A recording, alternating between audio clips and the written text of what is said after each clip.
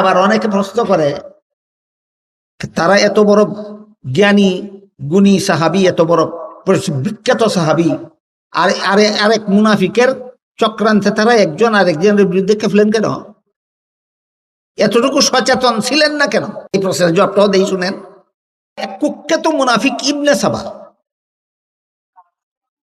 চক্ষু চক্রান্তের মাধ্যমে হযরত আলী আর হযরত মুয়াবিয়ার মধ্যে যুদ্ধ বাঁধাই দিল। তারা দুজন ব্যক্তিগতভাবে সরল ছিলেন, কিন্তু ইবনে সাবা কুচক্রান্ত করে আলীকে মুয়াবিয়ার বিরুদ্ধে, মুয়াবিয়াকে আলীর বিরুদ্ধে কাফাইয়া দিল। হযরত আলী এবং মুয়াবিয়ার উভয়জন যেহেতু সরল ছিলেন, এই জন্য তাদের বিরোধ মীমাংসা করার জন্য তারা উভয়ে আপন আপন দলের ব্যক্তিদেরকে নিয়ে একটা বৈঠকে বসেন আপোষ মীমাংসা। বৈঠকে বসে তাদের মধ্যে আপোষ মীমাংসা হয়ে গেল। আলাপ আলোচনায় আলী দেখলেন মুয়াবিয়ার তো কোনো দোষ নাই, দোষ তো অন্যদের। আর আলোচনায় মুয়াবিয়া দেখলেন আলীর তো কোনো দোষ নাই, দোষ তো অন্যদের। এই জন্য তারা দুজন আপোষ মীমাংসা সম্পন্ন করে বৈঠক থেকে উঠলেন। গভীর রাত ছিল তখন। মুয়াবিয়ার দলের লোক নিয়ে রওনা হইলেন তার ঠিকানার পথে, আলী আলীর দলের লোক নিয়ে চললেন তার ঠিকানার পথে।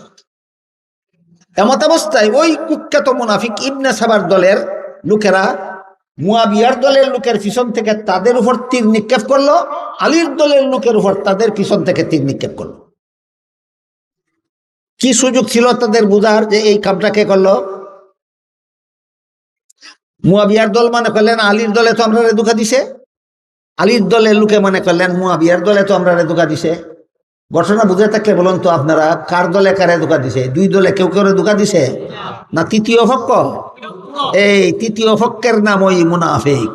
হযরত মুয়াবিয়ার সমালোচনা সবচেয়ে বেশি করা হয়, এবং আমার জানা মতো বেশি সমালোচনা তারাই করে যারা ইসলামী রাষ্ট্র প্রতিষ্ঠার গীত গায়।